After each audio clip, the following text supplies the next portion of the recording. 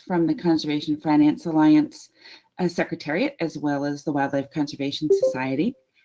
And I welcome all of you to today's webinar on climate investment strategies and how funders and practitioners can adapt in response to climate change to ensure that funding is dynamically effective in light of the changing world of climate. We're lucky to have today Elizabeth Tully, who's the Associate Director of WCS's Climate Adaptation Fund, and Molly Cross, who is both the Director of Climate Adaptation for WCS's Americas Programs and the Science Advisor to the Climate Adaptation Fund. Today's agenda is that we'll have Molly and Liz presenting for about just over 30 minutes, and then 30 to 40 minutes, and then we'll have about 20 minutes for question and answer at the end. We're going to ask everyone please to mute your mic during the presentation so that we can minimize background noise. And we'll hold, as I said, Q&A to the end. So if you have questions, if they come up during the presentation or at the end of the session, you can just add them to the chat box at the bottom of your GoToMeeting control panel, and Jeannie Taylor and I from the Secretariat will moderate those during the Q&A to make sure everyone has the opportunity to ask their questions. So thanks. Molly and Liz, let me turn it over to you.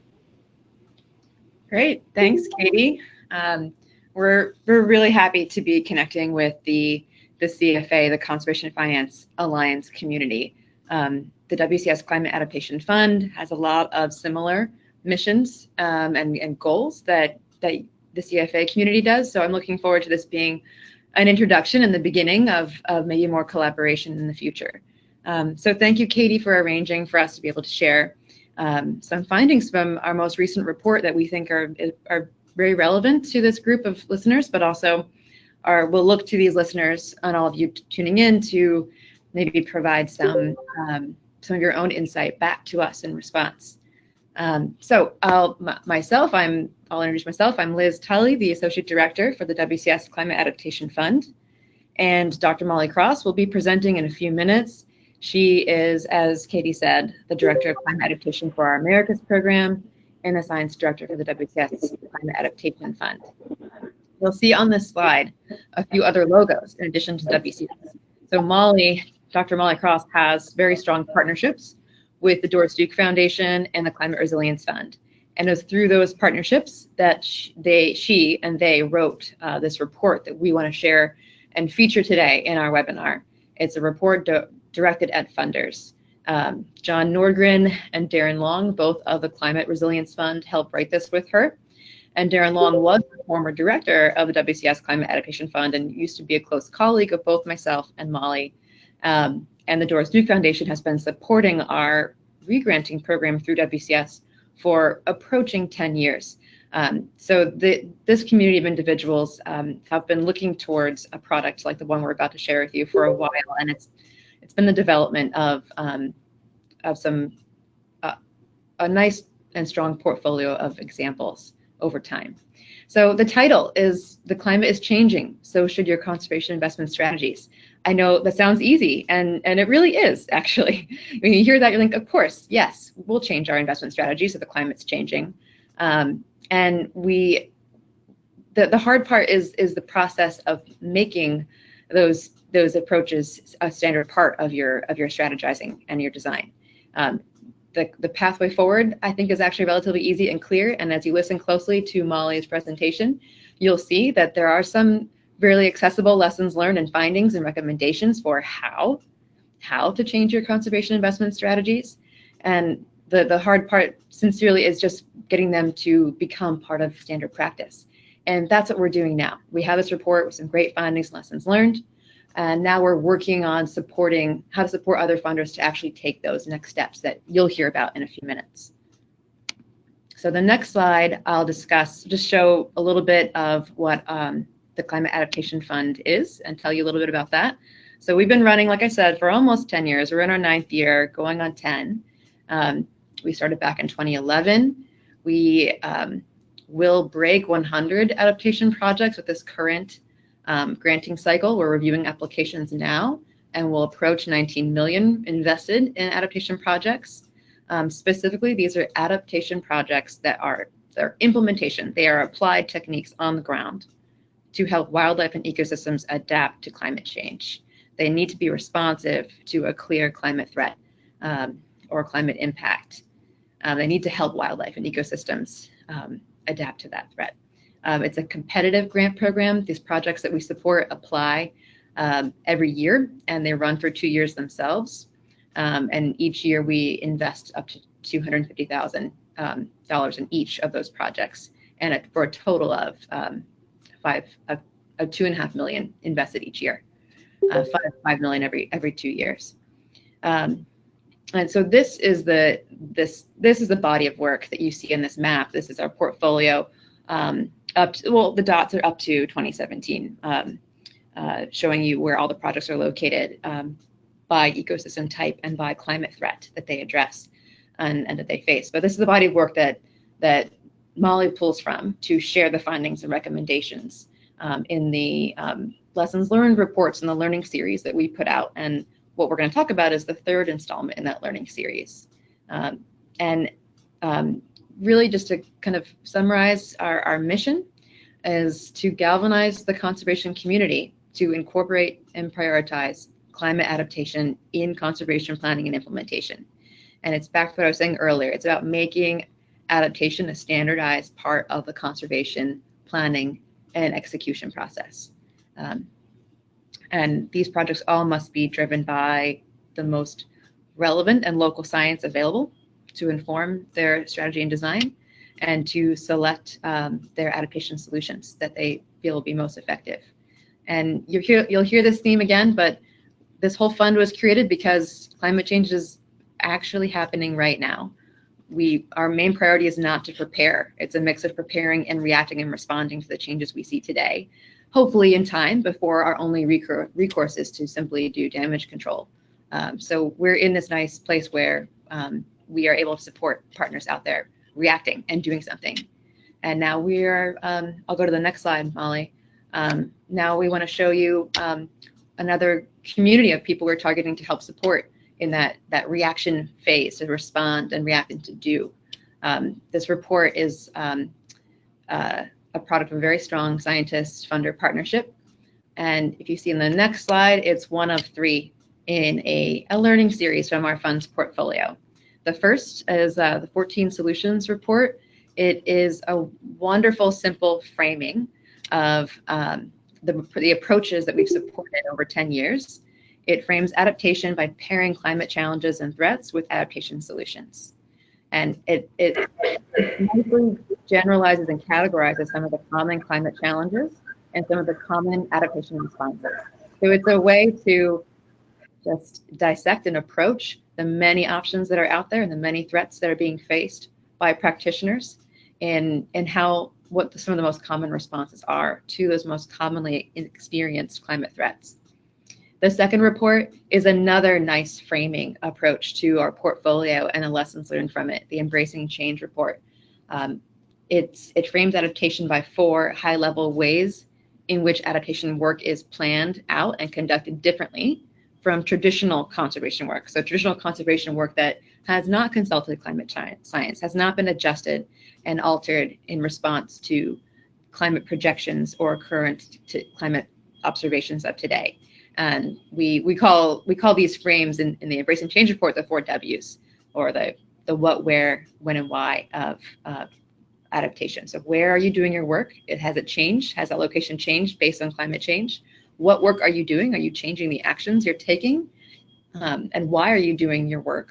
Has your whole strategy now had to change based on how climate is affecting your conservation targets and the protected areas and the species that matter to your mission? And then third, the Managing Risk report is a lens through which funders can view their portfolios and their investment strategies. And it also can serve as a framework for practitioners to make the case to their donors as to why they are good and responsible stewards of the funds they're seeking, or why they might even be superior stewards of those funds because their efforts are likely to be the most sustainable and thrive and persist through climate changes. Okay, and with this, I we'll turn it over to Molly. And that's the background on the fund and the report series that this new report comes from. And looking forward to hearing your thoughts at the end. Great. Thanks so much, Liz, for that great sort of background and setting of context for the rest of the presentation, in which, as Liz mentioned, I'm going to dive a little bit deeper into this new Managing Risks report.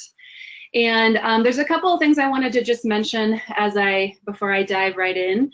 One is, as Liz mentioned, this is a grant program that operates solely in the United States. And that is in part or largely driven by the funding source, the Doris Duke Charitable Foundation. That's the area that they really focus on. So all of the examples that I'll be sharing today come from projects that are taking place in the United States. That said, I realize that this is a very international audience, and I feel very strongly that the concepts and ideas that are embraced by the WCS Climate Adaptation Fund and that I'll be talking about are broadly applicable. And that, you know, in the course of advising the grant program and, you know, doing adaptation work on the ground, I have also had some opportunities to work outside of the US as well on these issues. So a lot of those sort of broader perspectives are incorporated into my own thinking and the thinking that I bring to WCS's work and to the Climate Adaptation Fund grant program. But we are always especially interested in testing out whether these concepts and ideas do resonate in other areas, or if they need to be adapted in some way. So I encourage you know, folks to think about that along the way as well. And I just want to also reiterate before I get started my great thanks to my co-authors on this report, John Nordgren and Darren, who is really the founder of this grant program. We're really fortunate to have him on the line here today, so hopefully he can help me with the most difficult questions that you guys might pass our way. So I thought I would start off with the sort of key takeaway messages from the report. And it offers up also a kind of outline of the flow of the presentation as well. And so we really start from this report just acknowledging the problem that climate change poses. As the climate changes and its pace quickens, traditional conservation goals and strategies are increasingly at risk of being undermined or even potentially failing. And I'll talk just a little bit about this in the presentation. I'm not going to go into the background of how the climate is changing and the ecological effects in great detail, but want to kind of focus in a little bit more on how does those changes pose real challenges to being successful in our conservation work. But the good news is that while this is a massive and significant and global problem, there are strategies, there are solutions. There are solutions in terms of adaptation actions on the ground that can be implemented, and I'll share some of those stories. But there's also a solution from the perspective of being a conservation investor, wanting to make sound conservation investments. And so I hear a little bit of background noise, so if folks could mute their lines, that would be great. So I'll talk a little bit about this investment approach that we have embraced through the WCS Climate Adaptation Fund that really accepts and incorporates the effects of a changing climate to really secure and support long-term conservation outcomes. And then I'll end, and the report ends with a call to action for encouraging conservation funders to take the lead, to provide leadership on this effort to look ahead to the future and address climate change in our conservation investing. And so we have some specific recommendations for actions that conservation funders can take related to assessing the risks that climate change poses to their strategies and goals and portfolio of investments, encouraging them to make climate smart grants that are thinking ahead to a changing climate, and also investing in building the capacity of their grantees to consider climate change risks. Because this work is not easy, we shouldn't be doing it alone. We really need to be thinking about how we collectively build our capacity and learning on these issues. So again, this will sort of be the way I structure the presentation. I'll talk just a little bit more about the problem, focus in on our sort of proactive, forward-looking approach to conservation investing, and end with a call to action. So again, talking about the problem, I'm not going to go into great detail. Obviously, with an audience such as this that comes from all over the globe. There's no one single set of climate projections I can talk about that will be relevant to everybody.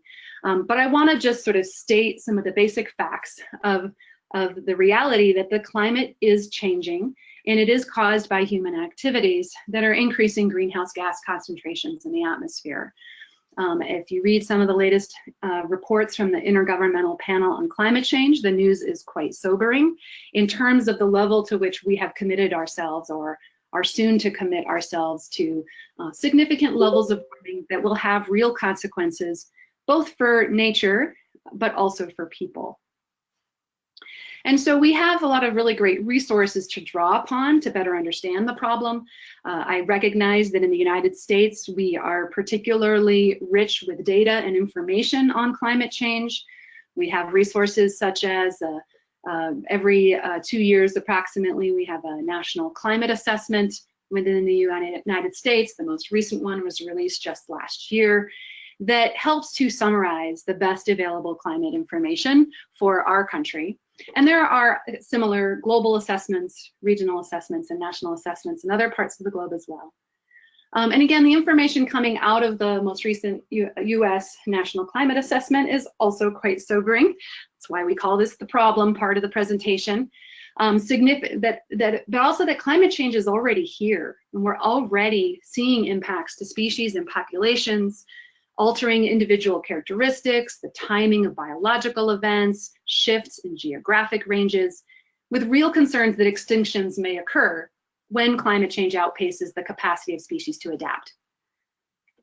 There are also significant impacts to ecosystems in terms of affecting ecosystem productivity, the spread of invasive species, how species interact with one another in the environment. And these have significant consequences for ecosystem services and the values that people have for healthy ecosystems and species, leading to significant effects on human livelihoods, human health and well-being, and so on. So these are the realities of a changing climate and their impacts on ecosystems. And not surprisingly, these impacts also have consequences for our conservation work and our ability to achieve the conservation goals that we are striving for. Whether it's, and actually the National Climate Assessment speaks to this and actually raises the concern that traditional natural resource management strategies are increasingly challenged by the impacts of climate change. And I would go further to say that climate change has the potential to really undermine some of our conservation investments. They could literally go up in smoke with bigger, hotter wildfires that trigger transformative changes to forest ecosystems, for example. So if we are investing today in trying to protect forest ecosystems or restore forest habitat, those efforts could be undermined by an unnaturally large wildfire that triggers a transition change to a non-forested system. Coastal ecosystems are highly at risk of rising sea levels and increasing storm surges. Here in the US, we have a whole wildlife refuge system that is spread out along our coastal systems. We have huge networks of conservation easements along coastal properties, but those areas could become permanently inundated, seasonally inundated, or temporarily inundated during high storm surges in ways that compromise the value of those areas. And so if we're not thinking proactively about those consequences, we could lose some of those coastal investments that we're making or have made in the past. Droughts as well could cause our sort of restoration work to fail. We could plant a lot of species and plants in a new riparian area, and if there's a big drought, those plants may not survive. So we need to be proactively thinking about how we structure our work, our conservation work differently to be more effective in the long term in the face of these changes. So these risks bring me back to the Climate Adaptation Fund, and I want to share with you a little bit of the origin story of our program. So we actually were running a broader sort of wildlife conservation-based grant program in the mid-2000s for about 5 years. It was called the Wildlife Action Opportunities Fund. And we were investing in a wide range of conservation projects around the United States through that program. But as we at WCS were becoming more familiar with the climate science and the impacts of climate change on our conservation targets, we became concerned. Our partners at Doris Duke Charitable Foundation became concerned about the risks that climate change posed to the grants that we were supporting and the projects that we were supporting. And so we began to encourage applicants to consider the effects of a changing climate in their proposed projects. But we quickly realized that that wasn't enough. And so Darren Long worked very closely with Andrew Bowman when he was at the Doris Duke Charitable Foundation and an advisory council of experts in climate change and conservation, including John Nordgren, again, our co-author on this report, to create and to design what is now the Climate Adaptation Fund. Perhaps not coincidentally, this sort of meeting of the minds to develop this climate program took place at one of our annual meetings, which happened to be in Alaska, after a day of hiking along a rapidly melting glacier above the town where we were meeting. And so again, this was sort of really front and center in folks' minds, and we decided to really double down and invest in conservation actions, but that were explicitly taking climate change into account. And this was a really actually fantastic philosophical moment and shift for us, because we were, when you spend all your time looking at the impacts of climate change, it's a pretty darn depressing activity.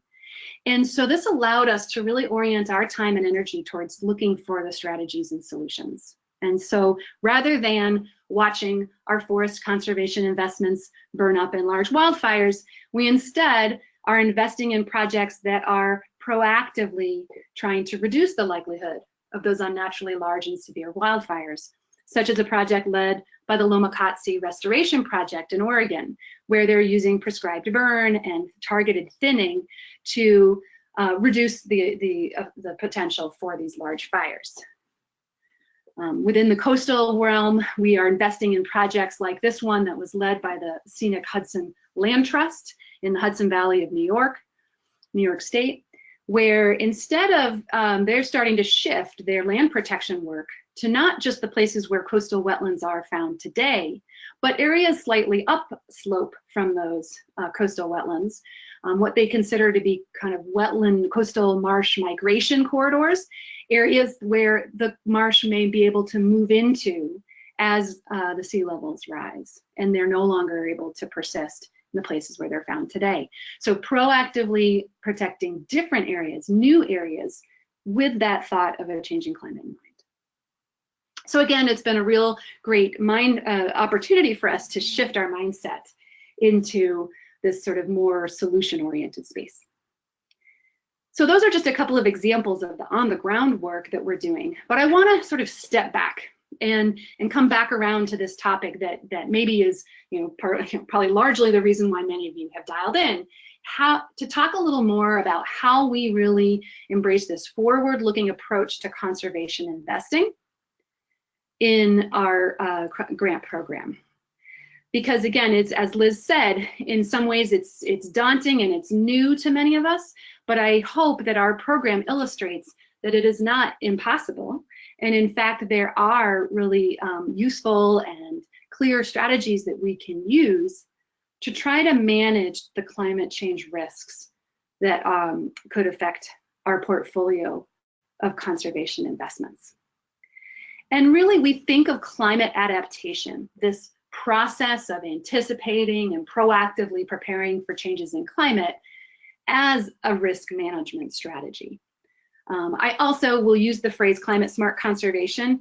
Here, I'm kind of using climate adaptation and climate smart conservation pretty interchangeably, but just wanted to kind of flag that I may oscillate between those two phrases. But again, I hear sometimes from funders, that conservation funders, that will say, well, we don't do adaptation, we don't fund climate adaptation work.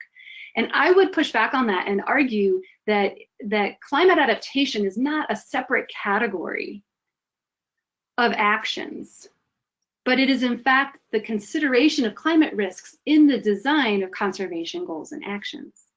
So again, it's not a separate thing. You either do or you don't fund climate adaptation. My argument is that if you don't proactively prepare for the effects of a changing climate in your conservation work, again, you really stand to risk losing some of your investments or losing some of the value of your investments if you're not thinking carefully about it. And so again, it's not that climate adaptation is a new category of actions, but this process of considering climate risks in the design of our goals and actions. It's sort of smart business practice. A lot of other sectors in the energy development world, global governments, national governments use tools like scenario planning to look at future uncertain but significant risks. And we can bring those same concepts to our work in conservation investing. And so one of the, I kind of emphasize this sort of adaptation as a process of incorporating information about changes that are already underway and those that we anticipate in the future. And again, luckily, and the good news is we have a lot of tools and resources that can help us do this kind of proactive, climate-informed conservation planning, whether it's the Climate Smart Planning Cycle from the Guide to Climate Smart Conservation, or other, there's actually a whole host of stepwise climate adaptation planning processes that can be really valuable in looking at the risks that climate change poses to our work and thinking about strategies for managing those risks. And they just and they're not maybe fundamentally different from just good, solid conservation planning, but they explicitly bring in the steps of consulting the climate science, assessing climate change impacts and vulnerabilities, and then stepping back to think critically about our goals and the actions we need to take, the adaptation actions we need to take to be successful in the long run. And again, this is a sort of iterative learning loop kind of process and cycle, where we also recognize that we can't just think about climate change once, make an adjustment in our actions, and we're good for forever. We need this to be an iterative, ongoing kind of mindset to how we think about our conservation work. So again, it's not separate from thinking about climate change, conservation. Thinking about climate change is not separate from conservation. It's not a separate exercise. But instead, it's sort of saying, if you want to achieve the protection of this species in this place, well, you need to be thinking about what climate change means for that. If you want to achieve clean air and clean water, you need to think about how climate change could exacerbate existing threats or pose new threats that also need to be directly addressed. So again, it's part of how we can be more successful in our conservation work going forward. So we embrace these concepts of climate adaptation, the sort of iterative planning process, the structured planning process, the acknowledgement of future changes in sort of two main principles of climate smart conservation investment. And so we tried to kind of boil it down to these sort of two main principles that I'll explain each of which a little bit more. But it's really about being very intentional about how we consider climate change in our work and do more to really embrace the changes that are underway now and coming down the pipeline. And so I'll talk a little bit more about sort of what these mean to us. So within this sort of question of intentionality, as I mentioned, there are many different sectors and entities that are starting to calculate climate risks into their operation and investments. And I think it really behooves us as conservation investors to do the same. And indeed, some foundations are already doing so, but we're sort of doing it in the absence of real clear guidance on what that means and what that looks like. So our effort to share the lessons from the Climate Adaptation Fund are part of encouraging that learning loop with other funders who are starting to think about this or want to experiment. So we don't claim to have all the answers by any means whatsoever, but we hopefully have learned a few things that others could find useful to hear about. And we want to sort of start this conversation with yourselves and others about how we could further advance our learning together. So we think about intentionality as kind of stages along a continuum. And I'll describe these each, but from empowering to requiring to equipping ourselves and our grantees to take climate change into account. And, we're trying to sort of try to encourage movement along this spectrum. We recognize that everybody has, is where, we have to meet people where they're at, meet funders where they're at, where they're comfortable, where their boards are comfortable, where their leadership is comfortable being. But we want to try to encourage movement along this spectrum. And it starts with empowering. And it starts with empowering ourselves as grant makers with information and a better understanding of the climate risks that may affect the success of our portfolio. But it starts with empowering our grantees by asking them what we call the climate question, meaning asking them how their work is, what risks does climate change pose to their work and how are they addressing those risks? By asking that question, we're signaling to prospective applicants, to other peers, to other stakeholders that climate change is an important consideration for us as an investor. And it forces the grantee to challenge their assumptions and think more deeply about this issue. Hey Molly, this is Liz. I just want to make a little PSA for all listeners to make sure your mic icon is muted. Getting a lot of feedback, and I'm biased. I think this is a great part of the presentation, so I want to make sure we all can hear it. So if you're listening and can hear me, take a look at your mic icon and hit mute, please. Thanks. Sorry, Molly. Go ahead. Thanks, Liz. Yeah, thanks. So, empowering, asking the climate question is an important place to start. But ideally, this examination of conservation goals and strategies in the face of a changing climate is not just a sort of rhetorical exercise, but that it's actually something that we incentivize by requiring it as a condition of receiving funding. And so the Climate Adaptation Fund is a classic example of requiring that climate change be considered. And so, again, there's some ways that we incorporate this consideration of climate change in our grant making criteria, how we evaluate projects and proposals. And while I won't have time, I'll mention some of those criteria in a few slides, but would be more than happy to talk in greater depth with anybody who's interested in sort of what that really looks like from a practical standpoint within our grant making activities. But then lastly, I want to emphasize that we can require the incorporation of climate change in our our grantees, but if they're not adequately equipped to do that, then we're selling all of ourselves short. And so I do think it is up to funders to really invest in building the capacity, our own capacity as foundations and as funders, in understanding climate change and incorporating it into our goals and actions, but also building the capacity of our grantees and supporting them to do this work through trainings, through adding expertise on staff, through supporting their partnerships with relevant experts. And so again, the WCS Climate Adaptation Fund sort of embraces this. We obviously are requiring that grantees consider climate change. And in our early years, we received a relatively small number of very strong adaptation projects that sort of met our standards for intentionality of including climate change. And so we also began to invest in capacity building as well, providing guidance documents, offering trainings for practitioners, and sort of increasing our focus on communications to really unpack what is adaptation and inspire others to embrace it in their work. So I want to move along and talk a little bit about embracing change and that importance, because the reality is that, again, these changes that are underway and coming down the pipeline are significant, and we really cannot ignore them.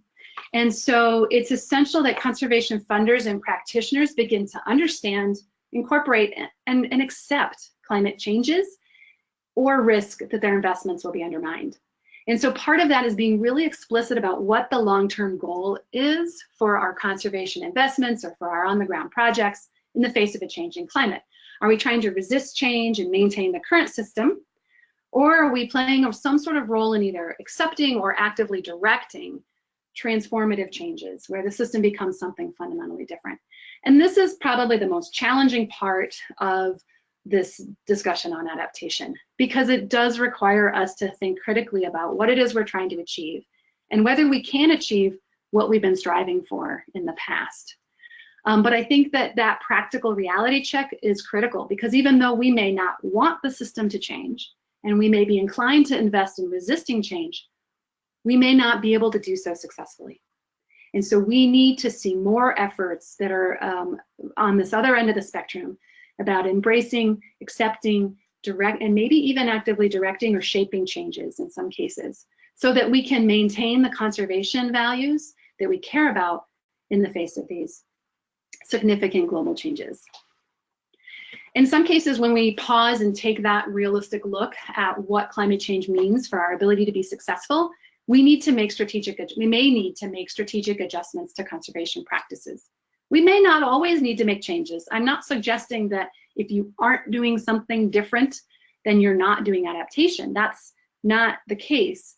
But we do need to take that really targeted and intentional look at our work and ask tough questions about whether we do need to make adjustments in the what, where, when, and why of our projects or of our conservation investment strategy.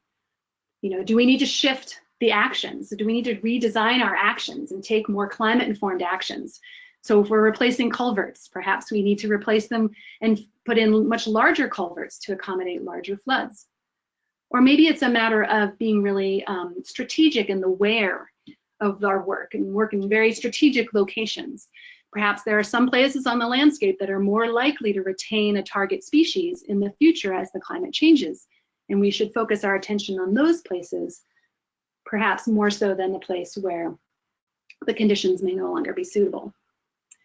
We may make shifts in the when or the urgency or timing of actions to be more successful in a changing climate.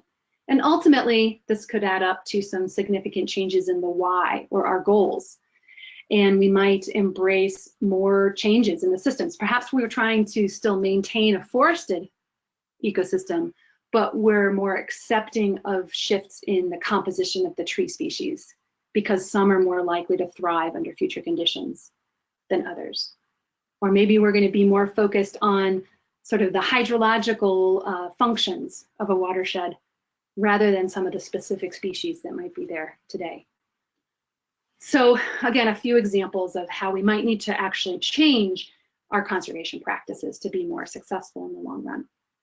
And this is a really important part of our grant making strategy. We place high value on projects that can clearly articulate how they've taken climate change into account and are in some cases doing things differently.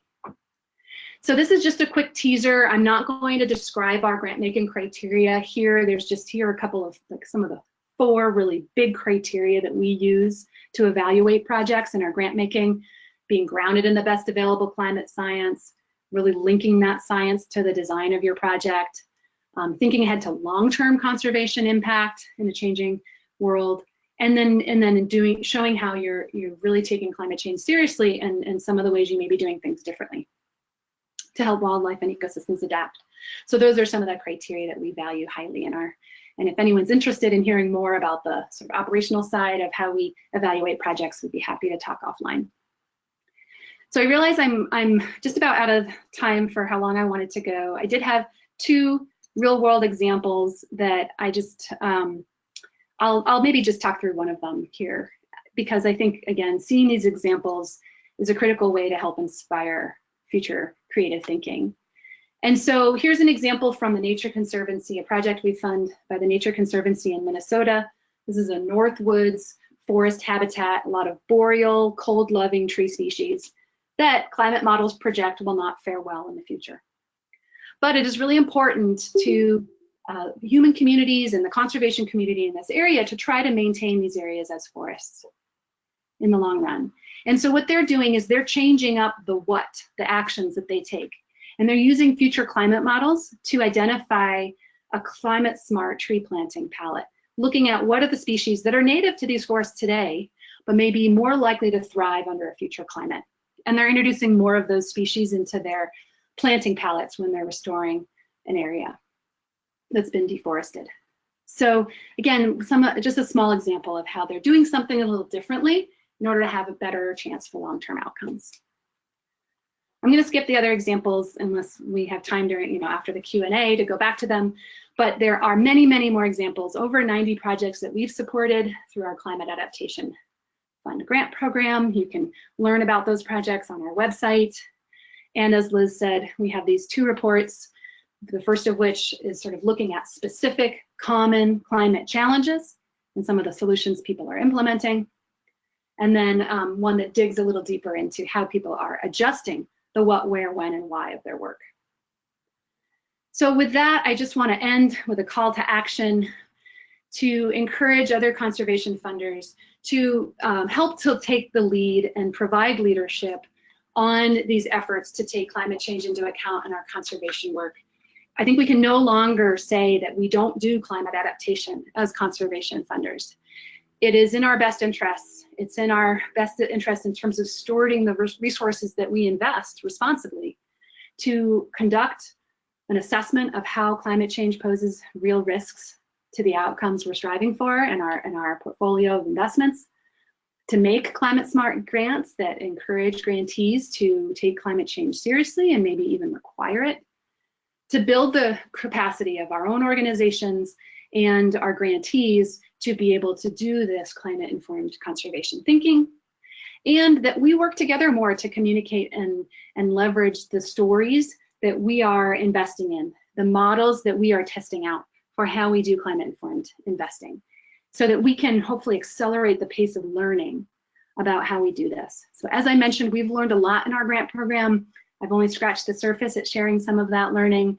Would love to have some more discussion during the question and answer, hear comments, hear examples from you all about how you're trying to incorporate climate change into your grant making.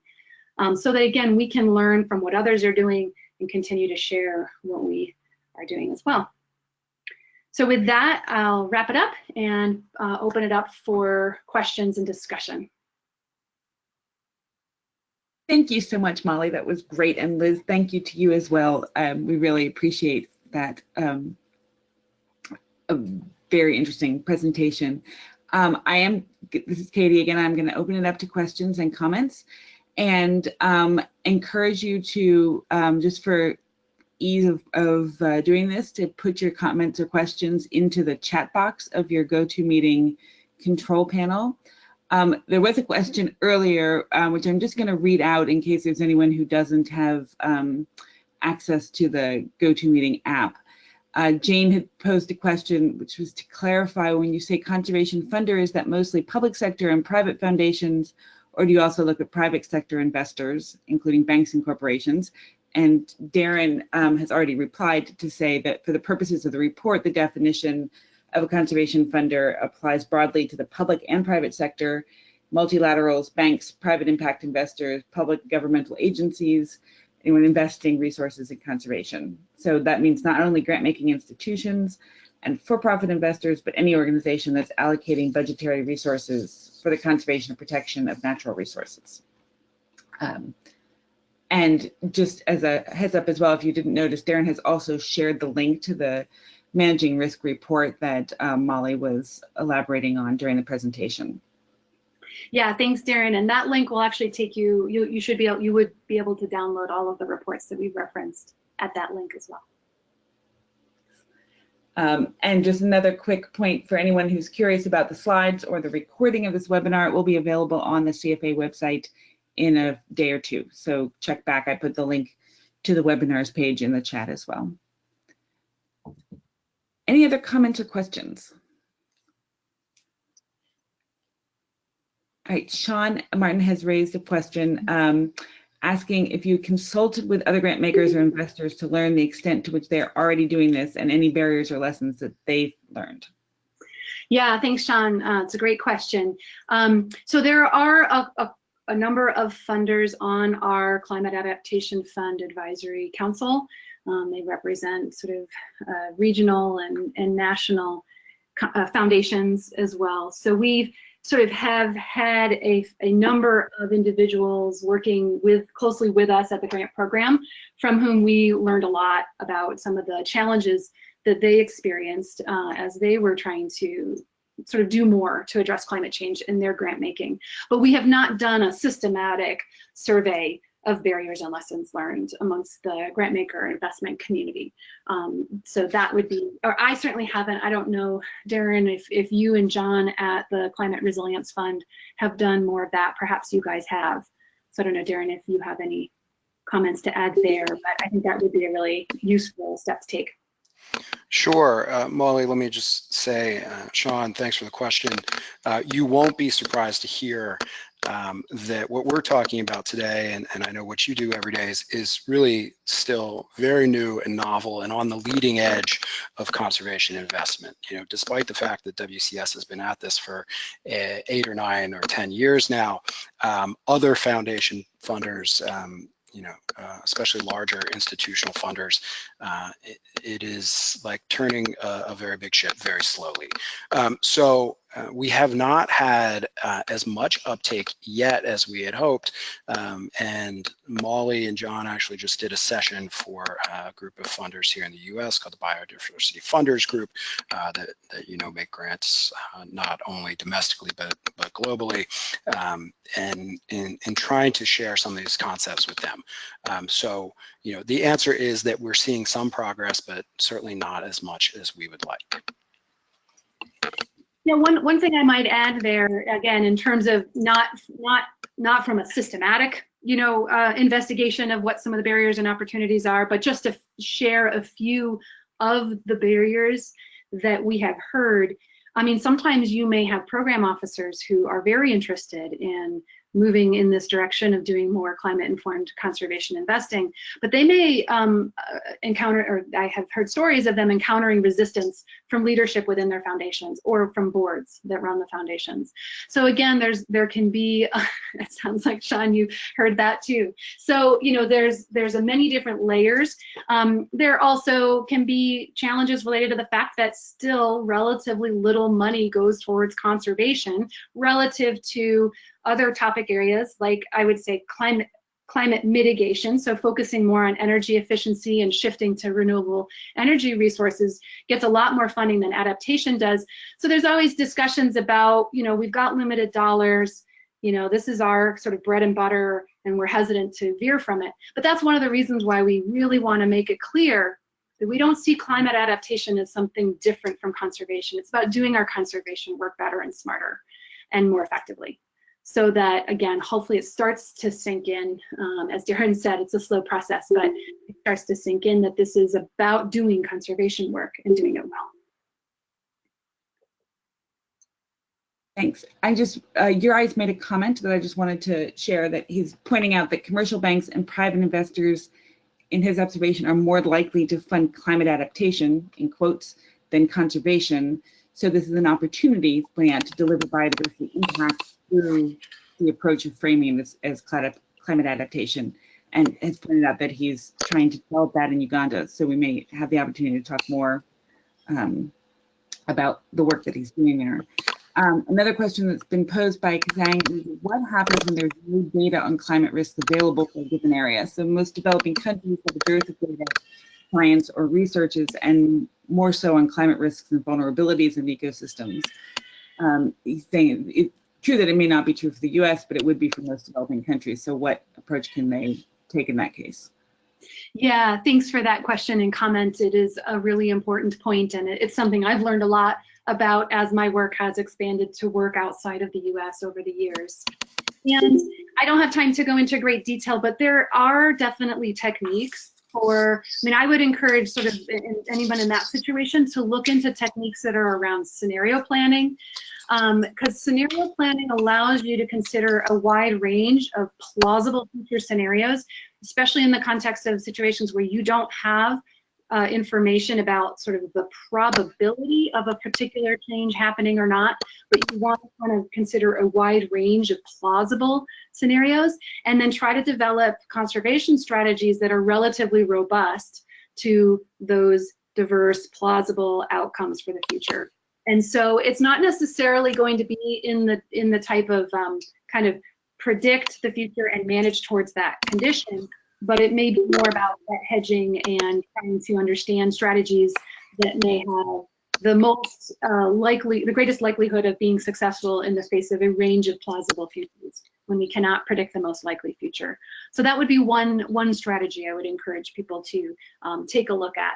But it is certainly a challenge, and I'd, you know, be happy to talk with folks in more detail about that offline.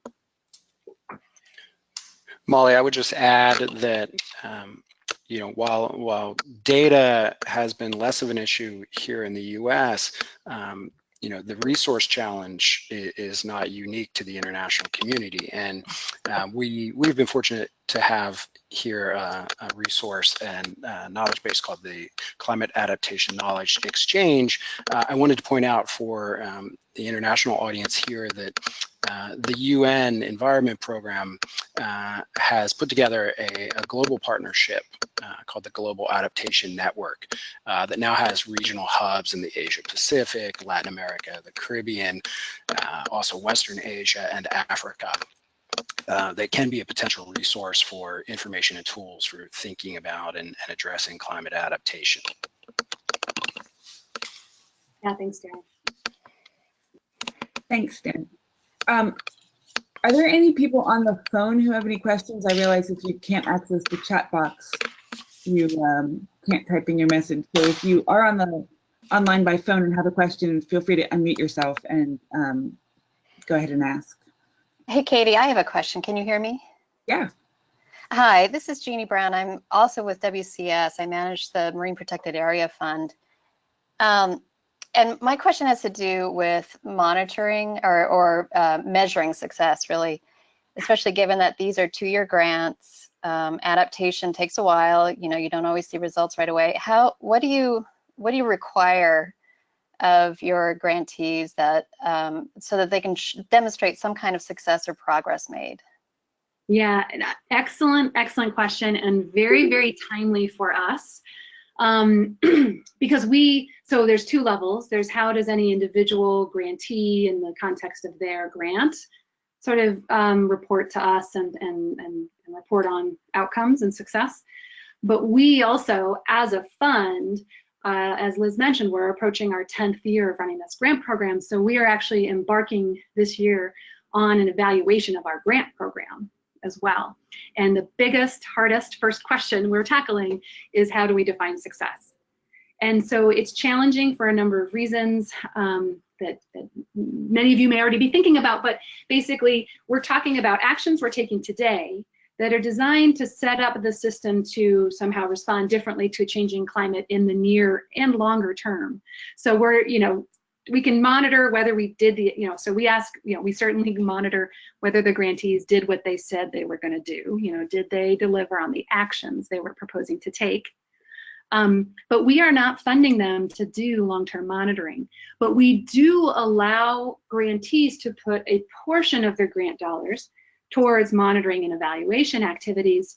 Obviously, in the context of that 2 years, it's really about collecting the baseline data, or the before, and to then compare with the after, and monitor data that they would find ways to collect going forward. So we are not able to fundamentally invest in the longer term monitoring and evaluation that's needed. So most of what's required of our grantees is around reporting on, did you do what you said you were going to do during that grant period? And many of them do, and we don't require that they collect the ecological data or the baseline data needed to evaluate, but we encourage it and allow, like I said, allow them to put some funding towards it. And so many of them, I think, Liz, you could probably comment on this, but I would say probably more than half are doing some form of monitoring the effects of their actions, and they share that with us in their grant reports, but it's not required. So we are both thinking about what we can reasonably and practically ask of our grantees, given that these are 2-year grants, but we are also, like I said, stepping back and thinking about how do we evaluate the success of our grant program and the outcomes that our grant program has been able to stimulate, and looking at different ways we can measure that. So I'll just put in a plug to stay tuned. In about a year, we should, or a little over a year, we hope to be sharing some of that kind of evaluation of our grant program. This is Liz. I would also add to, as another way of answering that question, the deliverables that we ask for our grantees to commit to or propose need to sit within a very well-made logic case for how those deliverables that can be achieved within 2 years will contribute to a longer-term biological adaptation outcome or impact. So the actions we ask them to do in the 2 years are tangible and observable: earth moving, tree planting, invasive treatments. But we ask for the application is designed in a way to elicit the logic frame and a rudimentary theory of change, actually, for the applicants proposed work and the future impact of it over the long term on a more biological timescale. Yeah, that's right. Which is also, part of the good foundation of the monitoring and evaluation program or project or aspect of their work. Even though, again, we're not able to necessarily hold their feet to the fire on it, it's at least laying the groundwork for both us seeing their logic, as Liz said, and that's part of what we evaluate the proposals on, is seeing that logic and how clearly they can communicate that logic, but also hopefully as a useful tool to them as they think about monitoring and evaluating. Yeah. I think we have time for one more question, if there is one. Or Molly and Liz, if there's a question you want to pose to the audience, we have a few minutes. You can do that. Well, I'd like to ask people to consider reaching out to us directly after this, as you have time to process and download these findings. We're really interested in the CFA network and the different challenges you all are facing when you are partnering with others to work on designing conservation investment strategies, or putting together new financial structures or new financing mechanisms, or influencing policies to incorporate climate thinking and climate science and considerations into those new mechanisms and financing structures. And also, if you know of funders or donors out there who you think are, what we would say, ready for these ideas, ready to tackle this pathway forward, or those you think who are not ready but are particularly important targets given their portfolio and the breadth of where they fund and invest and their sensitivity or value of their funding priorities and level of giving. So we'd love for you to think about those right now in the next couple of minutes, but also to really encourage you to reach out to us directly. We'd like to continue some of these conversations. And I'll just add to that, my comment earlier, if anyone here has example, again, whether we have time to share them now, but we encourage people to reach out and share with us ways that they may be thinking about climate change. You may be already thinking about climate change in your work, or if you're interested in learning more about sort of the operational side of how we run these programs, we would be more than happy to share more of those details. Great. Thank you to both of you. This was great. I will point out, just if people are looking for contact information, if you go to the WCS Climate Adaptation Fund website, there is a contact us page. You can contact them that way. Or just checking, Molly and Liz, I can't remember if your email addresses were in the presentation at the beginning. Yeah, no, I realized I didn't put them in. So I'll add them so that I don't know, do you post the recording of the webinar or the slides? We usually do both. Okay, I'll add it certainly into the posted version of but I'll just type it in right here.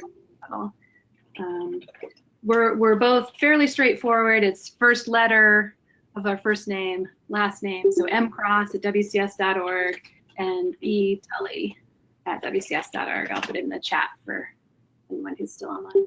And there is a nice contact us page on the link that Darren Lone posted to the reports to download them. Yeah, that website provides another way too. Thank you again to both of you and to Darren as well for being on the line. We really appreciate it and appreciate the, I think, shifting in thinking about how we link climate adaptation to conservation. Well, thanks so much for the opportunity, and thanks so much to everybody for joining today. Thanks, everyone.